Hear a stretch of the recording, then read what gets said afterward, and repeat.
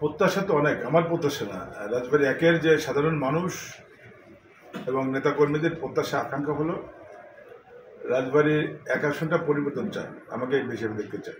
এটা মানুষের আকাঙ্ক্ষা, লক্ষ মানুষ আকাঙ্ক্ষা। এটা এখন আগে ছিল 100, তারপরে ছিল 1000, এখন এর লক্ষ মানুষ। এই আকাঙ্ক্ষাটা কিন্তু আমি বুঝতে পারি, আমি এদের নেতা হিসেবে আমি কিন্তু বুঝতে পারি।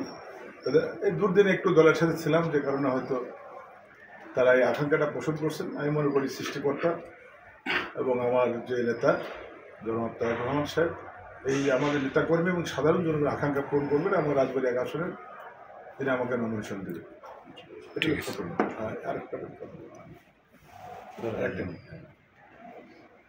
আরেকটা হলো, আমি বলেছি যে আমাকে যদি নমিনেশন দেওয়া হয়, আমি কিন্তু বলেছি আমি একটা মানবিক রাজবাড়ি করে দেওয়ার চেষ্টা করব।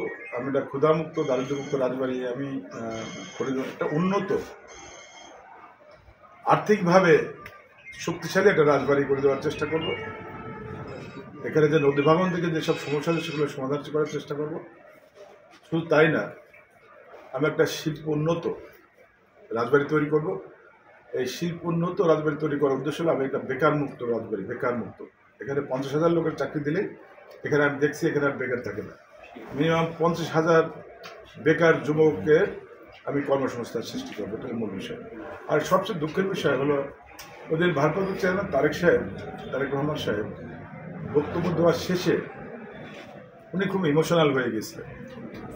আমি চিন্তা করলাম যে ওনার বাবা ছিলেন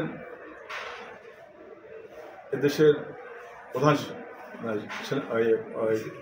আপনার আর্মির চিফ ছিলেন, সে রাষ্ট্রপতি ছিলেন, যে বিএনপি নামক সর্ববৃহৎ এবং সবচেয়ে জনপ্রিয় দলের ভারপ্রাপ্ত চেয়ারম্যান। তার মা ছিলেন 3 বারের প্রধানমন্ত্রী, তার শ্বশুর ছিলেন আপনার এয়ারফোর্সের আপনার চিফ, তার পরিবার একটা মেধাবী পরিবার। তার যে আমাদের ভাবি, যে তার মিসেস যে জোবায়দা রহমান, কোনদিন পরীক্ষায় সেকেন্ড হননি, সে বিখ্যাত ডাক্তার।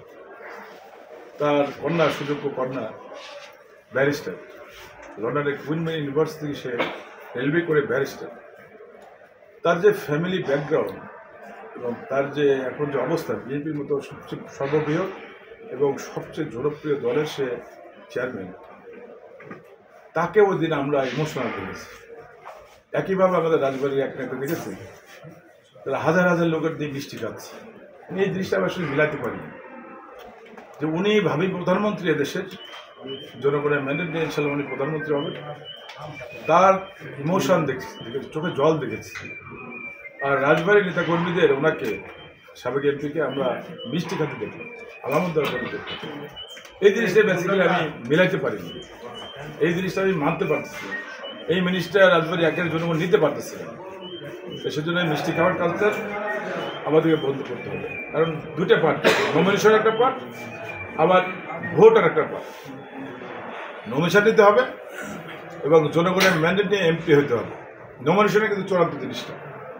তো এই দুটো মাথায় রেখে আমরা যারা ক্যান্ডিডেট, আমাদের কথাবার্তার চালচলন করতে হবে। যদি আহ্বান জানাবো এই মিষ্টি খাওয়ার কালচার রাজবাড়ি থেকে আমরা বন্ধ করবো। আমরা যদি আল্লাহ আমাদের সুযোগ দেয়, আমরা কিন্তু মিষ্টি খাবো না, আমরা আল্লাহর কাছে দু হাত দিয়ে দোয়া করবো, আমরা জনগণের কাছে যাবো। যে পাবে না আমরা তার বাড়িতে আগে যাবো। ভারপ্রাপ্ত চেয়ারম্যান যে নির্দেশনা দিয়েছেন 111 থেকে আজ অবধি, আমি সেটা অক্ষর অক্ষরে পালন করার চেষ্টা করেছি। এবং যদি আমাকে আল্লাহ সুযোগ দেয়, ভারপ্রাপ্ত চেয়ারম্যান আমাকে ধানের দেয়, আমি সেই জিনিসটা অক্ষর অক্ষরে পালন করি। ধন্যবাদ সবাই।